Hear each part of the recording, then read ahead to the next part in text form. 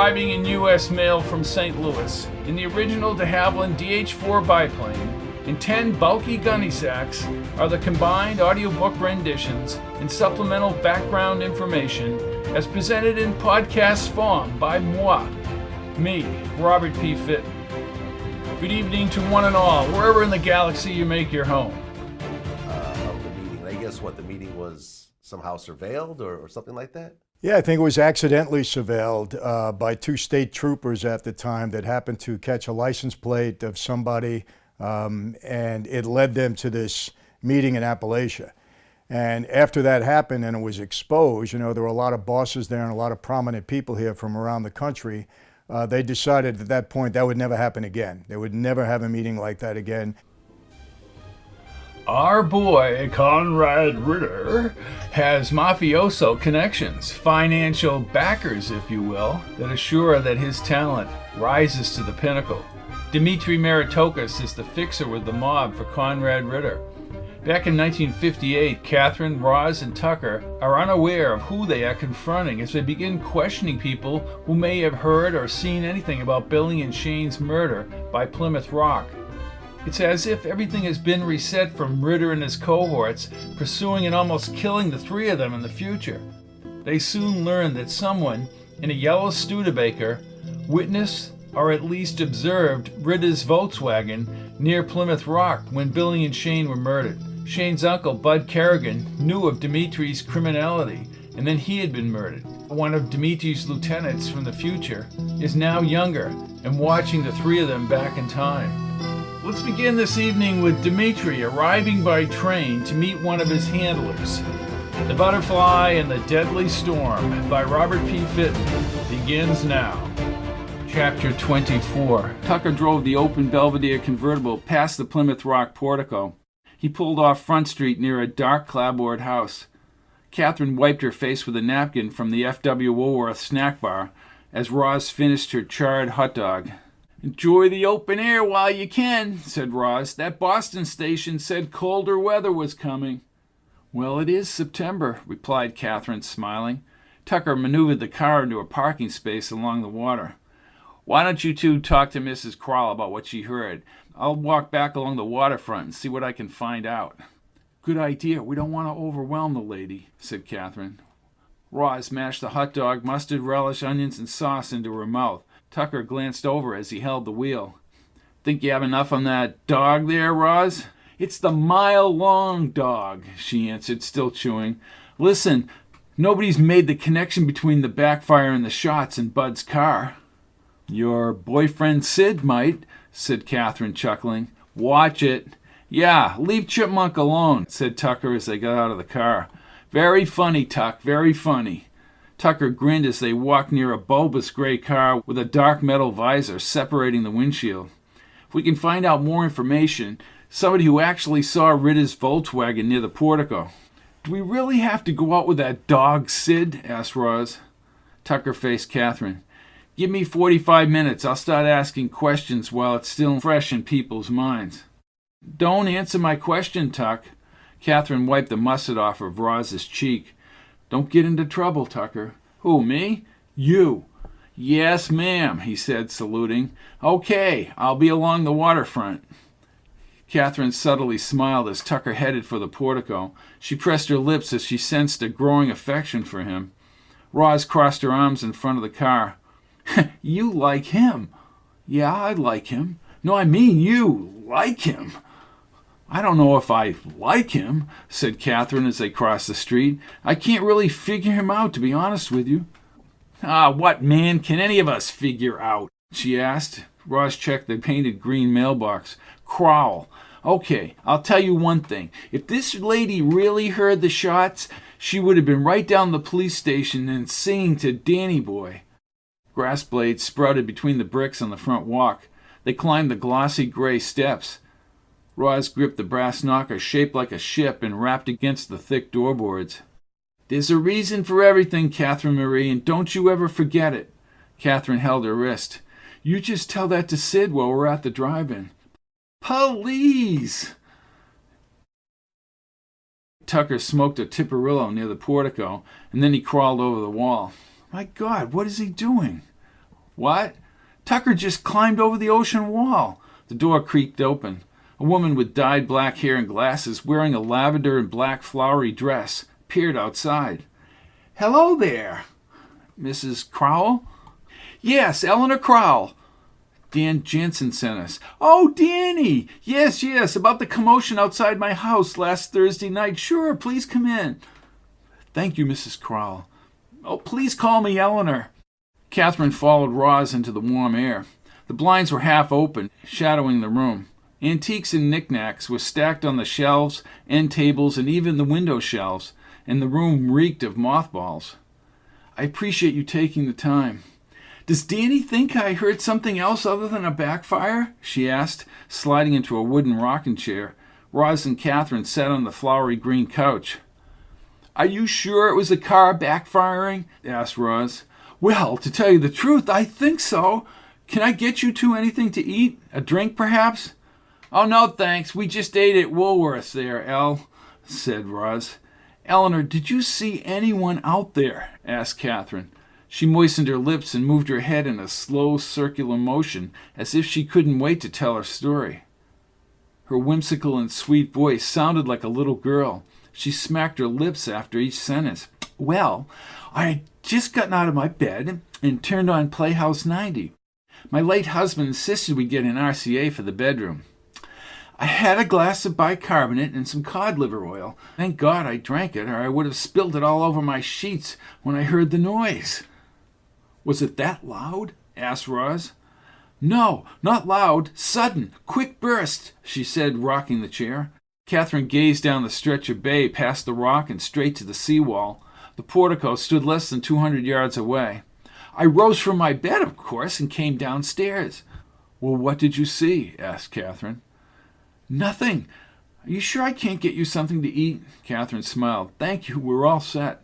After the noise, I looked out the window, and I saw the rock and the sidewalk and the streetlight. It was pretty quiet, like it always is at night. Was anyone near the portico? Asked Kathryn. You know, walking around? Oh, you mean the rock? Asked Eleanor. Right. Eleanor turned in the rocking chair and pulled back the lace curtains.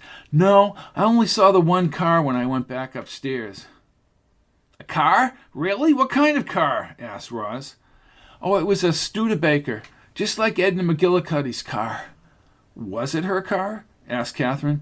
No, Edna has a light blue car. This car was yellow with a black convertible top and parked on the far side of the portico.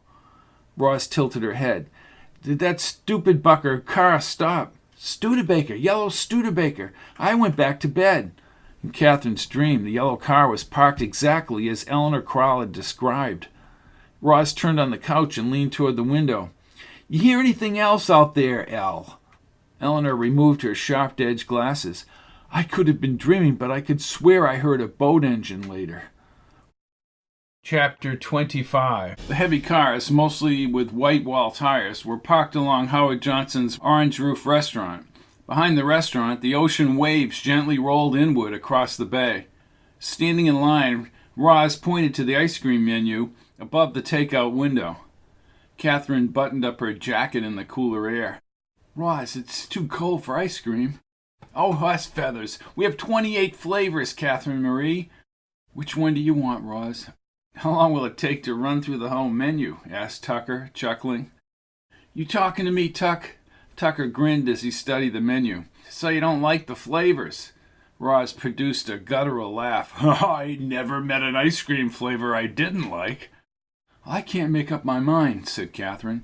It's easy, Kathryn Marie. We got banana, black raspberry, burgundy, cherry, butter pecan, butter crunch, butterscotch, caramel fudge, chocolate, chocolate chip. We also have coconut, coffee, frozen pudding, fruit salad, fudge ripple, lemon stick, macaroon, maple walnut, mocha chip, orange, pineapple, peach, peanut brittle, pecan brittle. She inhaled as the two people in line turned.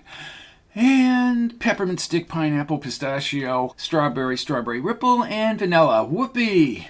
The people in line clapped and Roz bowed. I'll take vanilla, said Kathryn, shaking her head. Well, that's a real sizzler. What about you, Tuck? Make it 2. Roz rolled her eyes as they reached the window. The curly-haired blonde waitress stuck her head outside. I'll have 1 scoop of strawberry ripple, a second of peppermint stick, and top it with boring vanilla. She stuck out her tongue at Tucker, shaking his head. Tucker ordered 2 vanilla cones. He stared down at the bay beach as they waited. I know what you're thinking, Tucker, said Kathryn.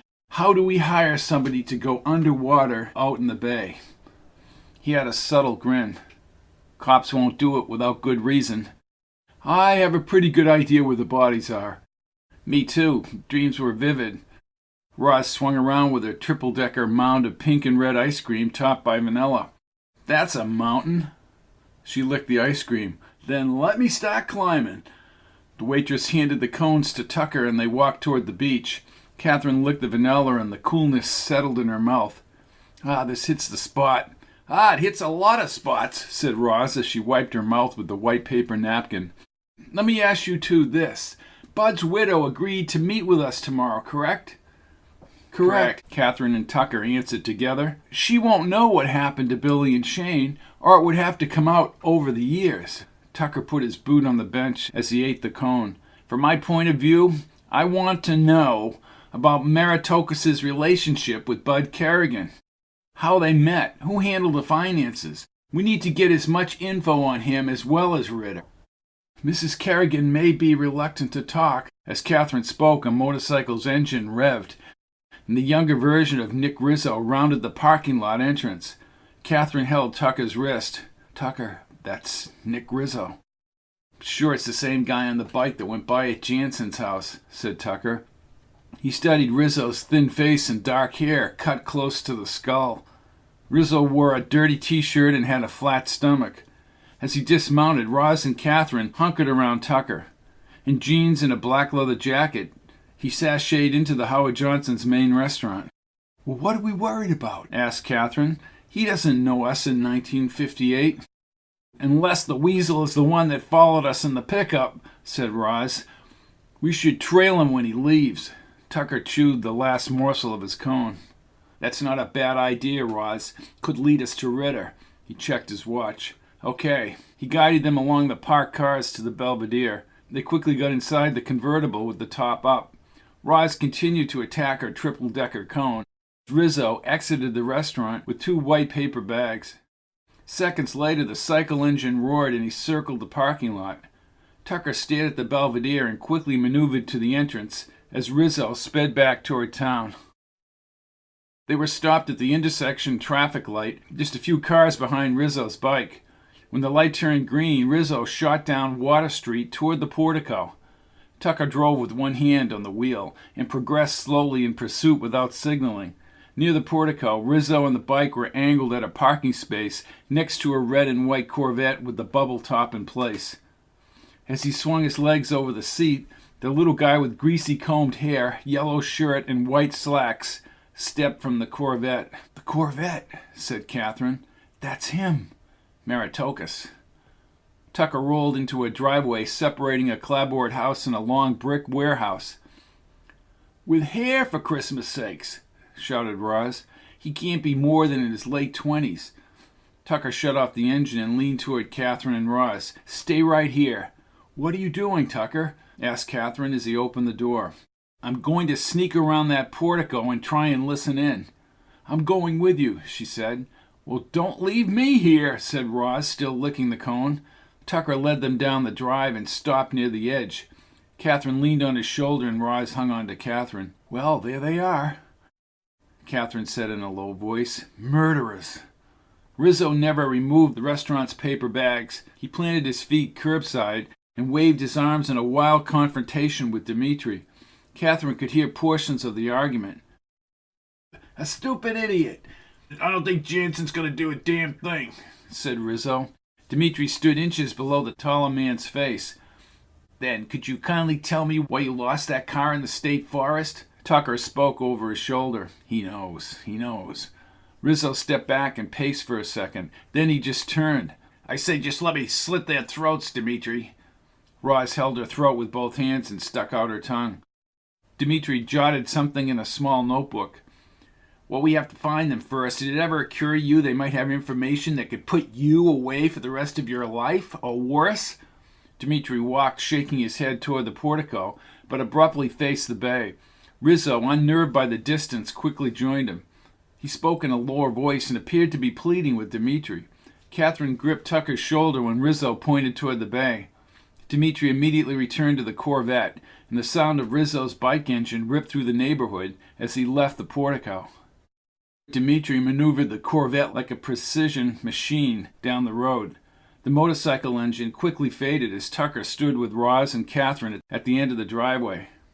"Hey," said a bald guy in an undershirt at the side door of the clapboard house. "This house is private property. Get that friggin' car out of here." "Yeah, we're friggin' leaving right now," said Tucker. The man waved his hand through the air and returned into the house. Quickly, Tucker brought them back to the car. Once they were inside, Kathryn faced them both. "They've become aware of us in this time period, for sure. And they want us frigging dead," said Roz. Tucker half grinned as he started the Belvedere. "Then we'll just have to outfox those friggin' friggers."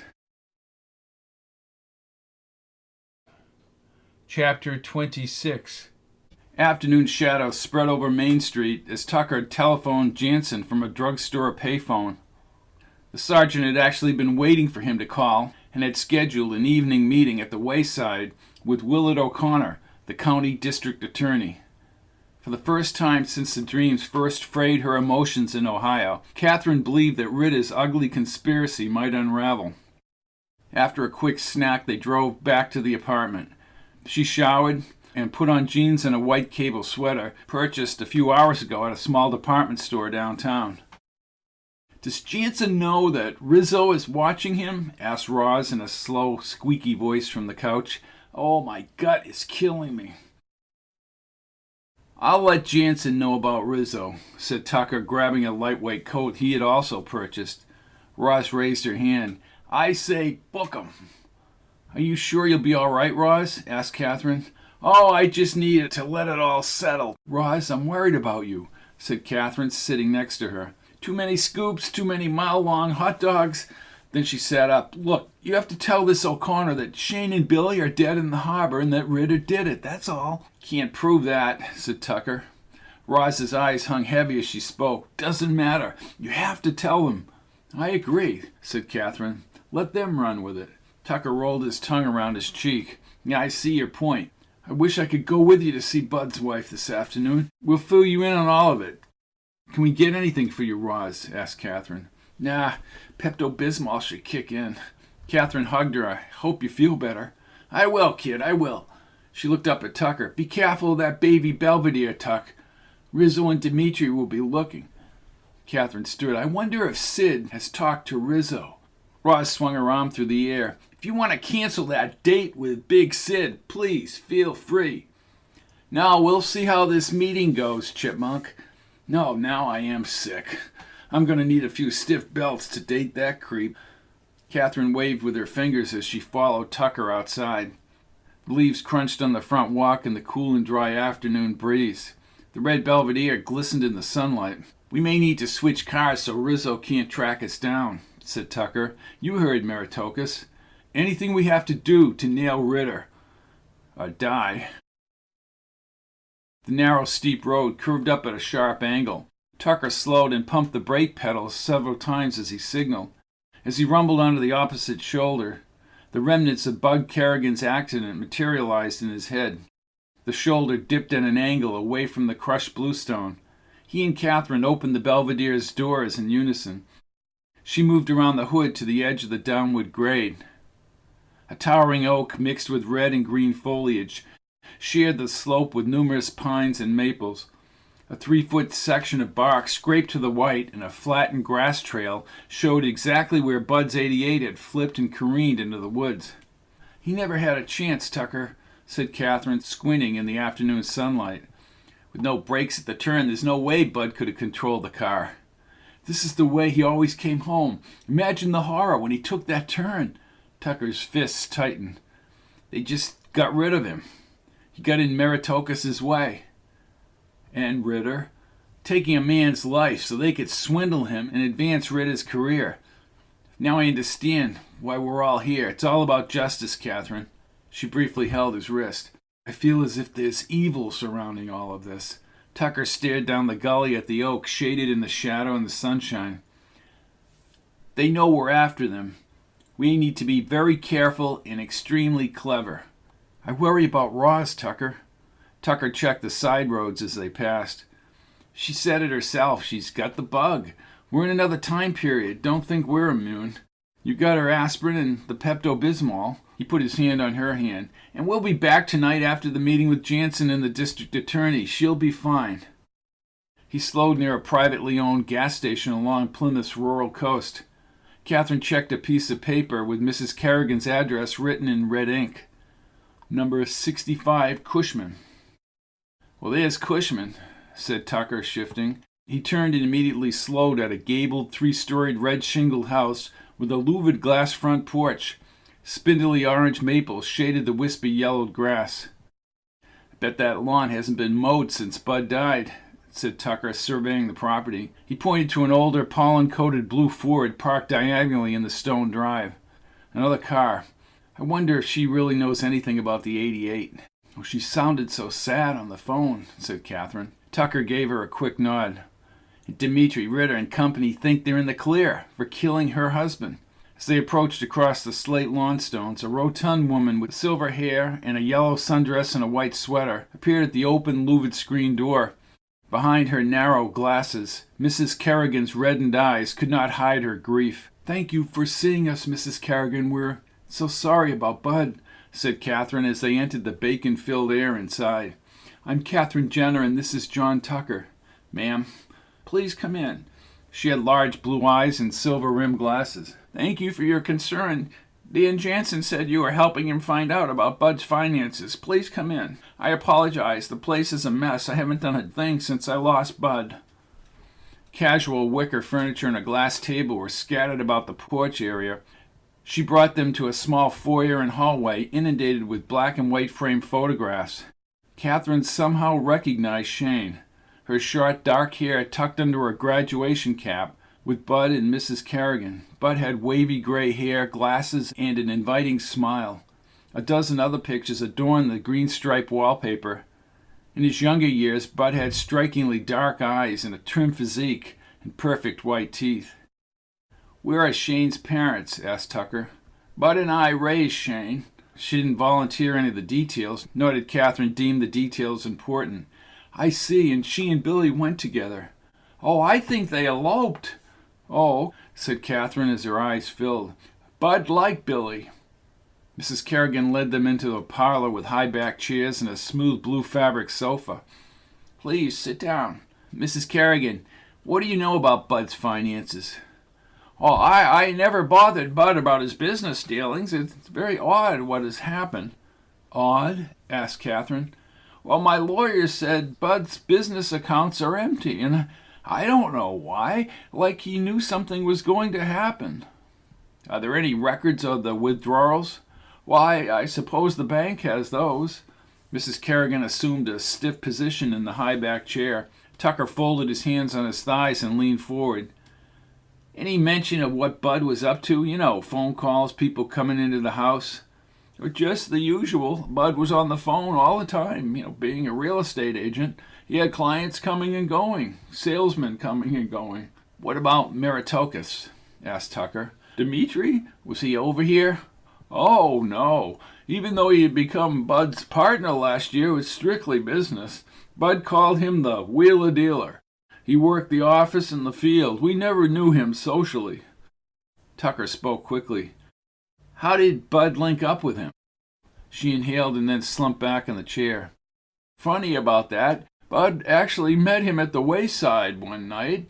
Dimitri was visiting Plymouth as many tourists do. This is the home of Plymouth Rock, They met at the bar and got talking about business. Bud always had 2 glasses of wine after a long business day. It relaxed him by the time he got home. Did Dimitri offer him anything? Not that I know of. Dimitri had big money and was a big talker, Bud said. So he just dropped what he was doing and settled in Plymouth? Asked Kathryn. She leaned forward. Doesn't that strike you as odd, Mrs. Kerrigan? I never thought about it because Dimitri wrote a lot of business. The Inglewood development last year was a good land deal. And then the new one. Capitol Hill. Yes, that's the one. Bud called Dimitri about it when the first deal broke. I heard the conversation. Tucker's eyes opened wide. Do you have a record of his real estate phone calls, say, over the last few months? Maybe at his office or with the phone company. Just what are you getting at, Mr. Tucker? Well, I'm not sure, but I think it would be worth looking into. Tucker stood and wandered from the couch to the front window. Phone numbers can connect events and transactions, Kathryn. Remember, we need all the physical proof we can get. No one's going to care about the dreams we had. Where's that 88, Tucker? I'm sure the 88 is long gone. Tucker remained at the window, but he swiped open the curtain. What the hell is that? What do you see, Tucker? I just saw a motorcycle leave the gas station out on Route 3A. She ran across the braided rug. At the window, she saw an empty gas station. Where? It may be Rizzo. I hope it's not Rizzo. We have to move fast, damn fast. By mid-afternoon, Tucker had stationed himself at the window for at least an hour as Kathryn went through the telephone records. She vigorously copied dozens of phone numbers. The interchange names confused her. Do you have a list of those local phone names, like Union and Juniper? Yeah, it's right in the front of the book. Mrs. Kerrigan handed the open directory book to Kathryn. Well, we have Temple, we have Union, we have Juniper. Juniper, long distance to Brockton, said Mrs. Kerrigan. Who did Bud know in Brockton? I have at least 36 phone calls to a number in Brockton just in 1 month. Well, I know Mr. Maritokas had an apartment in Brockton. How come? Asked Tucker. She shrugged her shoulders. I'm not sure. We rode by it once. It was on Warren Ave, a short distance from downtown Brockton. Do you have a number? Do you have a street number? Asked Kathryn. Let me see, she said, puffing her lips like a bullfrog. 537. It was 537. Well, we'll definitely check out that address, said Tucker. As far as Bud's log, I can have the log photostated. Do you have any other records? Asked Kathryn. No, but I can call the phone company and have them make photostats of Bud's business calls, if that helps. Sure would, thank you. Kathryn paused, swallowed, and her eyes sharpened. Do you think Bud's accident was an accident? From the window, Tucker turned. Mrs. Kerrigan pressed her lips and removed her glasses. She rubbed her eyes and then put the glasses back on. I hope it was just an accident. Have you heard anything else? I just don't think it's been thoroughly checked out. No one even knows where his car is. She smiled a distant smile. Bud bought that car brand new. He loved his 88. She sniffled and Kathryn moved over to comfort her. If Bud were here and he thought the truth was being twisted, he'd want to get to the bottom of it. Kathryn held her hand. So do we, Mrs. Kerrigan. So do we. Chapter 27. Tucker shifted and pulled into a gas station near a traffic light. A green uniformed man wearing a hat with a Sinclair dinosaur logo scampered from the station when the Belvedere rolled over a black cord, tripping a bell inside. Fill it, regular, said Tucker. Yes, sir, fill it, regular. Check under the hood? Yeah, good idea. Yes, sir. Look, Dino gas, 24 cents a gallon. Hell, the car was only $3,000. The man removed the gas cap from under the trunk area, pulled the nozzle from the tall white pump, and stuck it in the tank.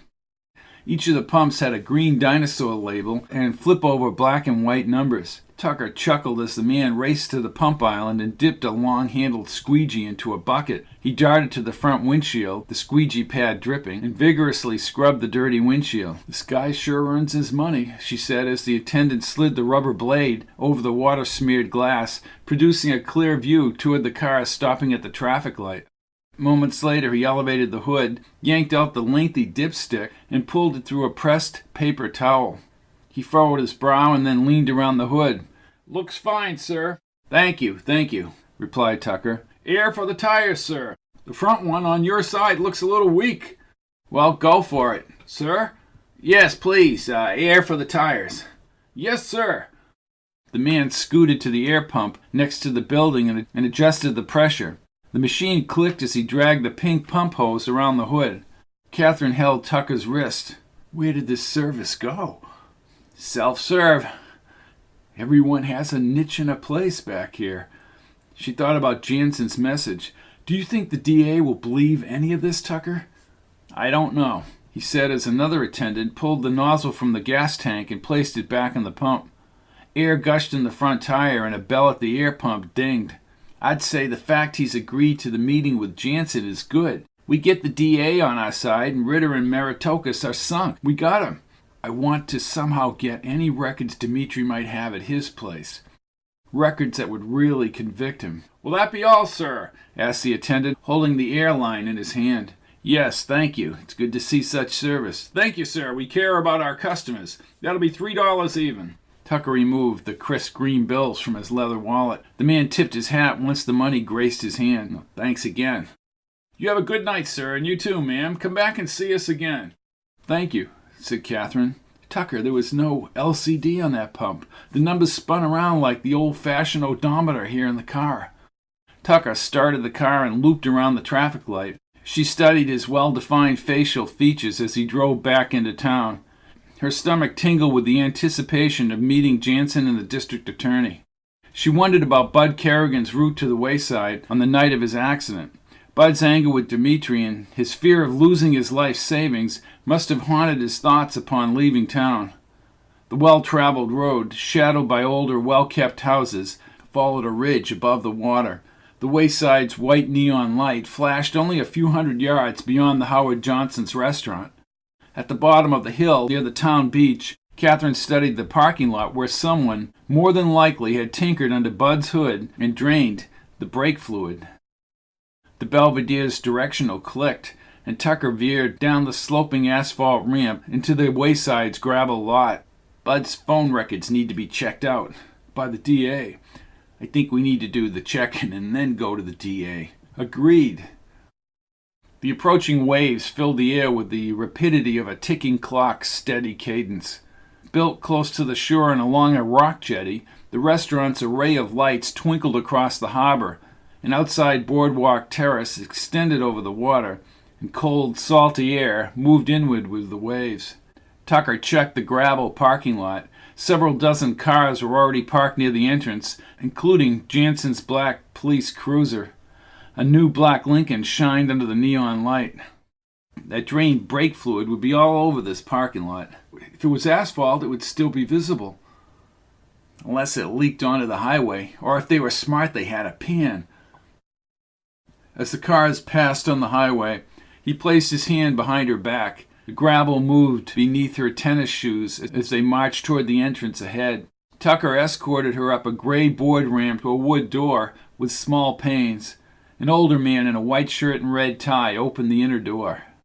They entered the warmer air, perfumed by the scent of dozens of steamy dinners inside a foyer adorned with a spreading brass chandelier. Cigarette haze hung in the air. Good evening, sir. We're here to meet Dan Jansen. Yes, of course, you must be Mr. Tucker and Miss Jenner. He motioned with his hand. Please come this way. Jansen, in his navy blue police uniform, sat with his back to them in a booth overlooking the harbor outside a long window. A few pinpoint lights punctuated the darkness across the bay. Across the booth, the bald man with short white side hair sat rigid. He wore a blue-striped vest and held a black pipe in his hand. Another cop sat next to Jansen. Yeah, ha ha ha. Jansen laughed at something the older man said, but quickly stood as Tucker and Kathryn approached. Thank you so much for coming. This meeting is essential, said Kathryn. Miss Jenna, Mr. Tucker, said Jansen, this is District Attorney Willard O'Connor. I'm Sergeant Nobody, said the other cop, smoking a cigarette. This is my partner, Johnny Lorton. Gentlemen, said Tucker. How do you do, said Kathryn, sliding into the wood booth. Tucker sat next to her. I'll scoot over here, said Jansen as he sat next to O'Connor. Coffee? Asked Jansen. Tucker nodded. Jansen motioned to the waiter and then pointed at Tucker and Kathryn. O'Connor cleared his throat. Miss Jenner and Mr. Tucker, I'm a man who doesn't like to waste anyone's time. I can understand that, said Tucker as the waiter brought coffee and a carafe. O'Connor gazed at his yellow pad, already half filled with writing. He paused until the waiter left, and then he looked Tucker in the eye. "Who the hell are you people?" Tucker hesitated, but Kathryn spoke. "I'm a good friend of Shane Kerrigan, and I can't find her." O'Connor, about to light his pipe, made eye contact. "I understand from Sergeant Jensen that both Shane and her boyfriend are missing, and I'm sorry about that, but we are not at this time filing any investigation of the disappearance." He flipped back a few pages on the pad. "What we are doing is a preliminary investigation into Dmitry Meritokis' business dealings." "Well, hot damn," said Tucker. "Sir?" "Nah, it's okay. And as a part of that investigation, we want to see if the death of Bud Kerrigan is related to the land deal for the Capitol Hill development." "Well, this is good news," said Kathryn. O'Connor's rounded brown eyes scoured the restaurant as he spoke. "Sergeant Jansen says that Capitol Hill required no investors. Bud Kerrigan put up all the money himself, $80,000. When Bud was here inside this very restaurant," said Tucker, "just before the crash, did he mention anything about Meritokis and Capitol Hill?" "Well, Becky Lovett over there," said O'Connor as he waved a bleached blonde over to the table. "Becky, tell us what you know about Bud Kerrigan on the night of his accident."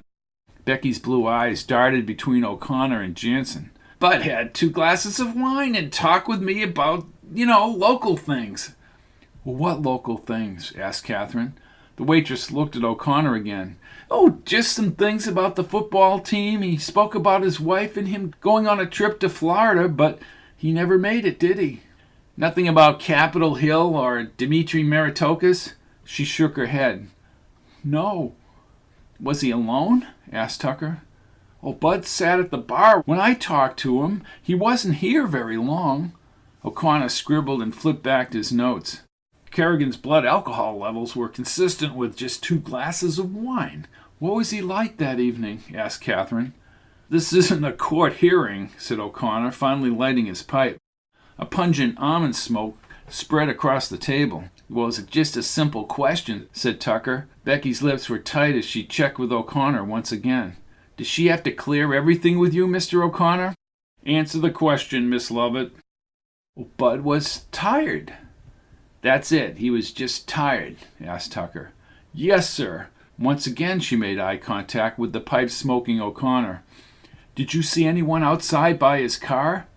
"That's enough. This isn't an interrogation," said O'Connor. "Thank you, Miss Lovett." She headed back to the bar. Kathryn shook her head. "Somebody cut the brake line."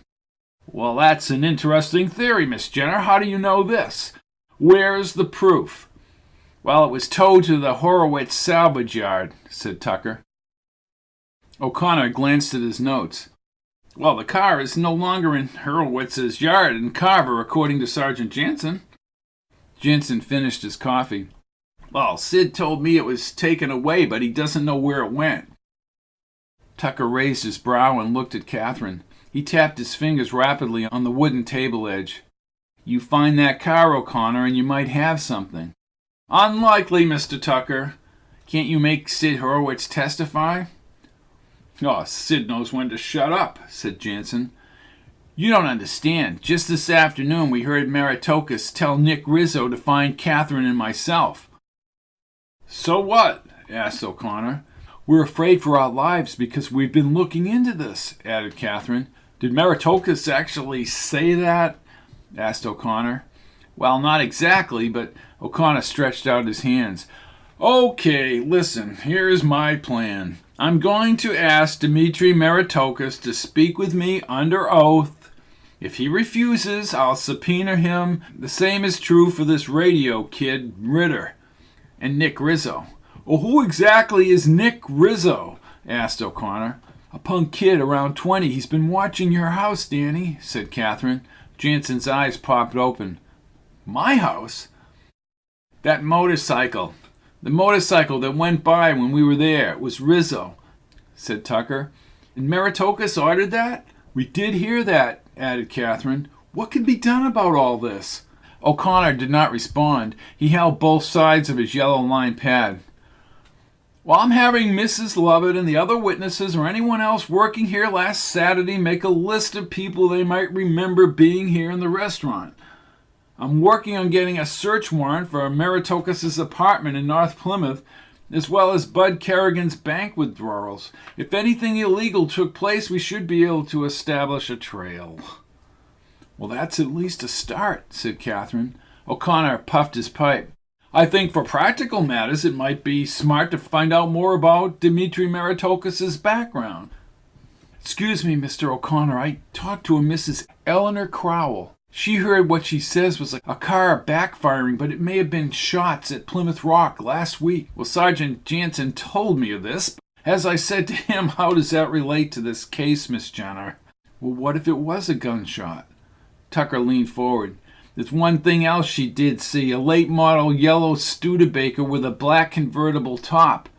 O'Connor's dark eyes were rigid behind his pipe. Let's just concentrate on Meritocus. A tall man with slightly graying hair approached the table. His thin red tie contrasted with his white shirt. Excuse me, Mr. O'Connor, that phone call you were waiting for? Great, thank you, Tom. If you people will excuse me. O'Connor slid from the booth and moved with the owner to an opening behind the bar. That was the owner of the Wayside, Tom Shields, said Jansen. Have you ever talked to him about Bud Kerrigan? Asked Kathryn. Jansen looked toward Shields across the room and squinted. I did. Tom wasn't around the night that Bud had his accident. As Tom crossed the main restaurant, Jansen raised his hand. He had a wide smile as he approached. Do I look like a waitress, Danny? Nah, the legs are all wrong, said Jansen, and they all chuckled. Watch it. Tom, do you think anyone fiddled with Bud's car? Asked Jansen. Shields raised his bushy brows. You mean here at the Wayside? Jansen nodded. Well, what would they have done? Brakes, said Kathryn. Oh, I think somebody would have seen that, or we would have cleaned it all up. My name is Kathryn Jenner. I'm working on this privately with Sergeant Jansen. Well, hello, Miss Jenner. Kathryn folded her hands on the table. Do you know anyone who owns a yellow Studebaker? Shields shook his head. Can't say that I do. Why? Eleanor Crowell heard a backfire near her house last week and saw a yellow Studebaker in the area. That incident might be related to Bud, said Jansen. Well, I'll ask around. I meet a lot of people, he said as O'Connor returned. Could I have another 7 and 7, Tom, on the rocks? Anyone else? Receiving no answer, Shields said he would be right back. I have more good news. Judge Winslow has just granted the order. We can search Meritocus's apartment. Chapter 28. With the covers pulled up, Kathryn nuzzled against the slotted table radio. Since 11 p.m., The Voice had conducted his talk show with professionalism and an entertainment flair that would propel him into a future broadcast career. As the news ended, Ridder's Spanish guitar theme combined with a dial tone and ringing phone line. A siren accompanied the announcer's voice as the guitar faded. Conrad Ridder is on the air. The air. Ladies and gentlemen, you have tuned in to 56 on the AM dial to the Conrad Ridder Show, the voice of Plymouth and the New England shore. She sat up but kept the radio at her ear as Ridder's voice once again resonated in the radio speaker. Hello, New England. This is Conrad Ridder speaking to you from our studios atop Pilgrim Hill here in Plymouth, Massachusetts. We've just crossed the midnight hour here on the Atlantic coast on a chilly September night. You know, this afternoon I had the opportunity to go out to White Horse Beach and walk the shoreline. Sometimes I don't think we appreciate the beauty we have here along the coast. I happened to meet several young ladies from Kentucky who frankly had never seen the ocean. Carrie, I know you're out there listening to The Voice, and I will quote your wonderful impression of the Atlantic Ocean. Ridder then modulated his voice as if he were a woman. My, that's a mighty big pond. A drum roll and cymbals clashed, and Ridder chuckled. Well, we all had a great dinner at the Wayside later on. Tom, thank you very much. Kathryn pictured Ridder sitting at the table with a bottle of wine and the three young women. Okay, let's get to the news of the night.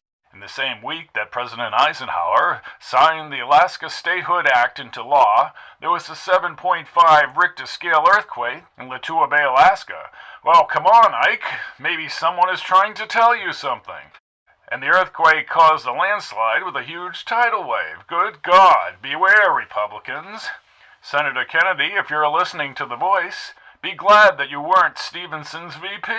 You may need to run for the big office yourself, Jack. A tidal wave in Alaska. Man, if that happened here along the New England coast, can you imagine? Ridder might have been at the wayside during her meeting with O'Connor and Jansen. She set the radio back on the side table and lay her head on the pillow. Ridder's voice bounced through her thoughts as she drifted into sleep. Inside a 1958 gray and white Ford Fairlane, along the seawall, Kathryn studied Bud Kerrigan's freshly photostated records from the phone company. Tucker repeatedly checked the rearview mirror. "I miss my Belvedere," said Roz in a whiny voice. Tucker looked over his shoulder. "We don't want to be a target for Meritocus and Company." "You look tired, Tucker. Did you sleep?" asked Kathryn, running her finger down the phone numbers. "Sleep and me are good buddies, sometimes." Identical numbers in Brockton were dialed from both the office and Bud's home. Kathryn looked up. "Brockton keeps popping up all over the place, especially this JU69045. A Brockton connection." Tucker shut off the car. "We need to call and then get the full address." "You don't trust O'Connor with this information, do you?" asked Kathryn. Tucker grimaced. "Something tells me to get to the info first. And you're telling me that Ridder being at the wayside last night may just be a coincidence." "He might have just come in later." Kathryn nodded and turned around to Roz. "You ready for the big double date with Sid?" Roz feigned a smile.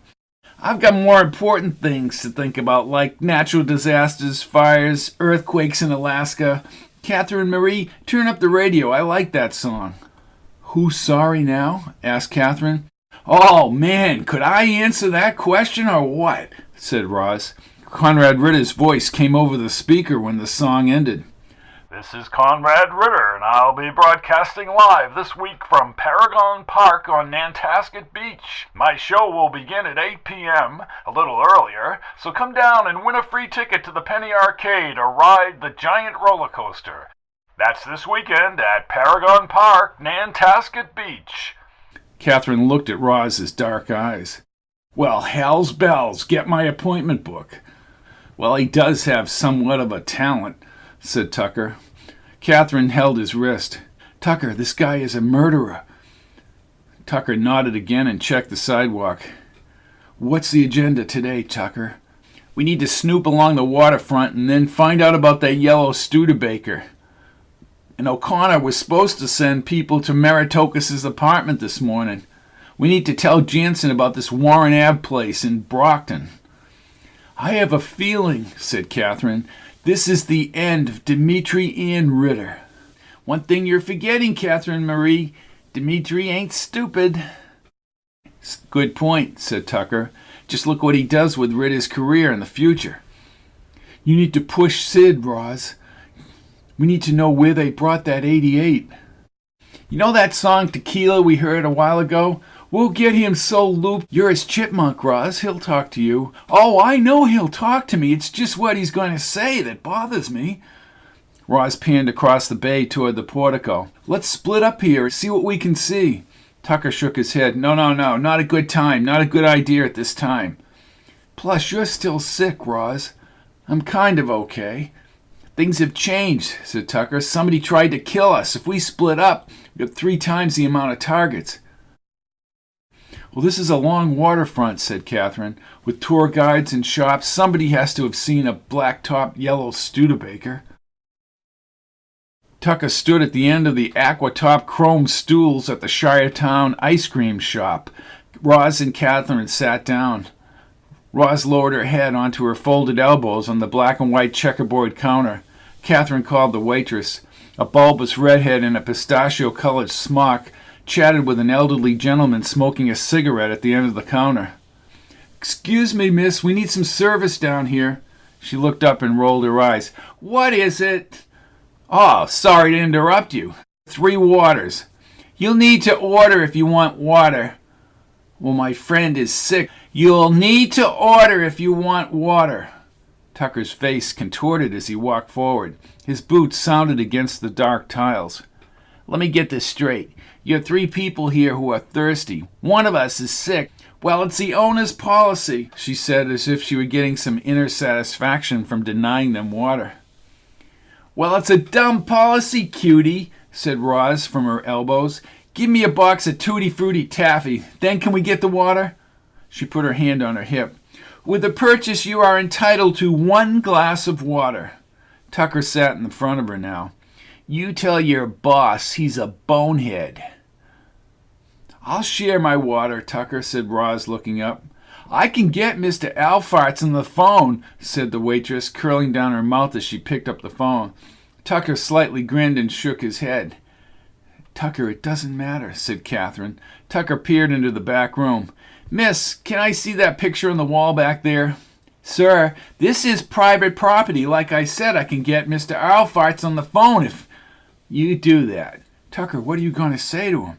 Asked Kathryn as she stood. The waitress served a glass of water and a box of Tutti Frutti taffy to Roz. Kathryn leaned over the counter as the waitress asked the operator to connect to the Fishy Palace. She balanced on one foot and then rolled her eyes as she spoke in a whiny voice. Yes, Mr. Alfarts, I have a man here. A black-framed 8x10 photo hung next to a framed dollar bill and invoices thumbtacked to the whitewashed wall. The waitress again rolled her eyes and handed the phone back to Tucker. Alfarts had an annoying, booming voice. What is it? John Tucker here. He coughed directly into the phone. Ralph Arfarts. What do you want? Yes, Mr. Allfarts. What? I said, is this Mr. Allfarts? Asked Tucker, laughing. Roz nearly spit out the water as Kathryn held her friend and started laughing also, and broke into laughter. Listen, chump, this is Ralph Arfarts. Right. You have a photograph on the wall in your back office. So what? You call me up to tell me I have a photo on my back wall? There is a yellow Studebaker parked in front of your taffy stand in the photo. Roz mouthed the words and sat up. Again, moron, so what? Well, I was looking for the owner of that car. After a slight pause, Alfarts cleared his voice. Harry Freeman. Both Roz and Kathryn sang out his name. Who the hell are you? Yelled Alfarts. Through another round of coughing, Tucker grabbed the phone tighter. I like the car. Well, Harry is a school teacher, but not in July. He lives here in town. Sure, he lives in North Plymouth, near St. Sebastian's Catholic Church. Tucker smiled. Then I'll see if he wants to sell his car. Is that all? Yeah, that's all. Thank you, Mr. Allfarts. What? He handed the phone back to the snarling waitress. With a mammoth smile, Tucker rolled around and placed the receiver in the redhead's hand. Thank you, Red. Huh? Kathryn smiled. Very good, Tucker, very good. Where is he? North Plymouth. We need to check the phone book. Roz placed the glass of water in his hand. Thank you, Mr. Allfarts. Are you going to order? Asked the waitress. Tucker took a cool gulp. Then he smacked his lips and wiped his mouth with his sleeve. As he stepped with Roz and Kathryn toward the street, he fluttered his fingers at the waitress. Toodle-doo, honey. Count down to Sid, Roz. There's the drive-in, said Kathryn from the front seat. Countdown? You make it sound like a bomb's going to go off, said Roz, pulling her hair outward. Kathryn pointed to a wide driving screen visible through the foliage off the highway. I passed this driveway when I first drove down the 4-lane through Plymouth 40 years from now. It was a dilapidated frame with trees growing around outside what was left of the screen. Drive-ins were big in this time period, said Tucker. Sounds like you're experienced at the drive-ins, Tuck, said Roz. Just call me Sid. Oh, funny, Tuck, real funny, said Roz, shaking her head. Tucker slowed at the next traffic light. He checked the paper scrap in his hand. 413 West Alden, according to the phone book. Well, you're at 206, said Roz. Kathryn stared out the side window. Most homes were either natural shingled or had clapboard exteriors. We don't even know if Freeman was driving the yellow Studebaker that night. Tucker had a wide grin. I think he was. 266, said Roz. Well, Freeman couldn't have seen anything bad or he probably would have reported it, said Kathryn. I still think we should call Dan Jansen. Tucker shook his head. Could scare Freeman away if the cops come in. And I think maybe this guy didn't see Billy or Shane killed, but he might have seen something relevant. Maybe this guy didn't see Billy or Shane killed, but he might have seen something relevant. She nodded as Roz leaned toward the front seat. You're at 300, Tuck. Tucker shifted and slowed as Roz called out the final numbers. He turned up the dirt driveway. Up the hill, in front of an unattached garage, the yellow Studebaker sat in the driveway next to the house. Well, looky, said Tucker as he stopped and cut the engine. They hiked over the crushed bluestone under the maple branches to the yellow Studebaker. Kathryn ran her finger over the black convertible top.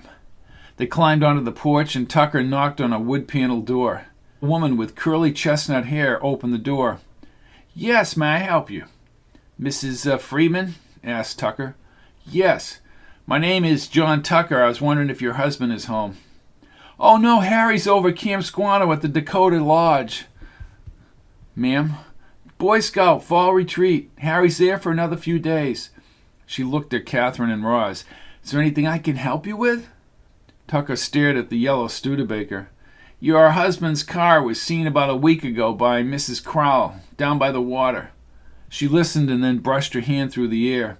Well, Harry drives along the water all the time. I have 2 boys and a little girl. Well, this was at night. Well, maybe it was this lodge meeting. Lodge meets second Saturday of the month. Harry parks near the monument and walks into town for the meeting. That would be the 13th, said Kathryn. Yes, that's correct. Is there any way to call him at this camp? Asked Kathryn. Oh, no, they're out in the wilds. Kathryn wrote down the motel phone number and handed it to Mrs. Freeman. If you talk to him before we do, well, what happened down there? Tucker put his hands on his hips. Let's just say there was some trouble and your husband may have been a witness. Oh, good God. Sure, she said, looking down at the number. I'll let Harry know if it's that important. I can contact the troop. Well, it is important, said Kathryn. We certainly can come back. Okay, I'll try and contact the troop through the ranger station. Thank you, said Kathryn as the door closed and they started back down the driveway. What do you think, Tuck? Asked Roz. I think Freeman will call the motel, and I think we have a witness. For now, we have a double date.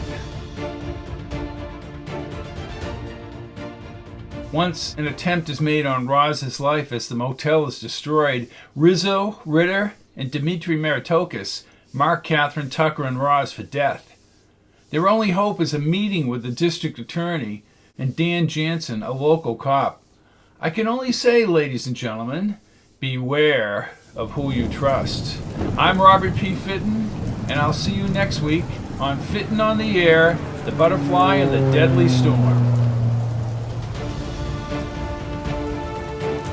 All of my books are available in paperback, Kindle, and audio at www.fittonbooks.com, or you can look at the list of audiobooks separately at pizzazz.com.